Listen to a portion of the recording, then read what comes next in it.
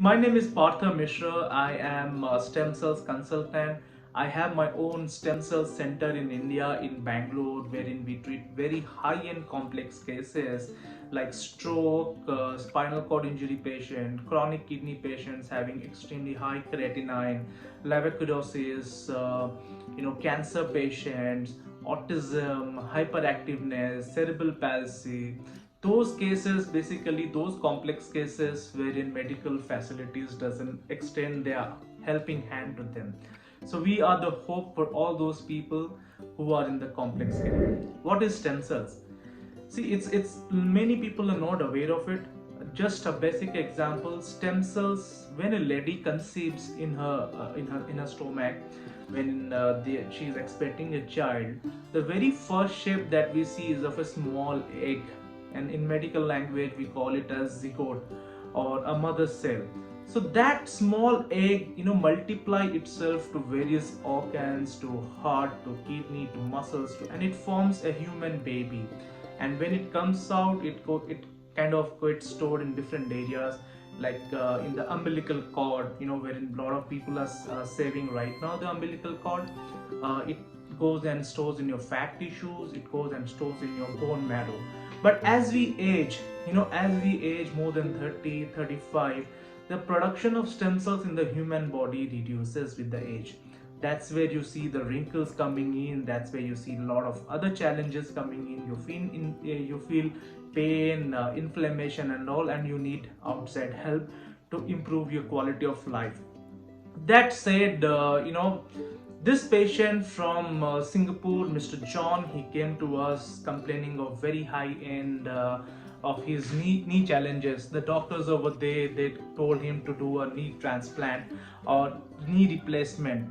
So we told him to come to India for doing a stem cells transplant. The very first thing is he didn't had an umbilical cord saved. I understand he was around 58 years. At his age, when he was born, the umbilical cord was not that much away to people. So that doesn't mean that he doesn't have stem cells. He has stem cells in his own bone marrow.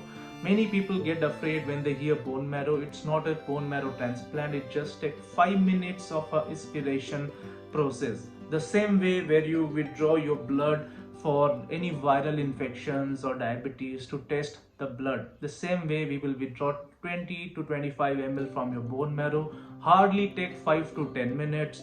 Then the patient can go roam around, have food, enjoy, do physical activities as well. Nothing as of such restriction. Then post that, we culture that in the lab. We grow those cells into hundreds of millions of cells using very high-end genetic programming, so that all those cells, the multipotent cells, should be cloned properly. Now comes the biggest challenges: how do we make sure that those cells are cloning itself in the specific area? So we inject into three various things. First thing is we inject in his site of incidence. Like Mr. John case, we injected near the knee, all those the soft tissues, because it was just brushing together the both hard bones. There was a soft bone in between which kind of act as a shock absorber.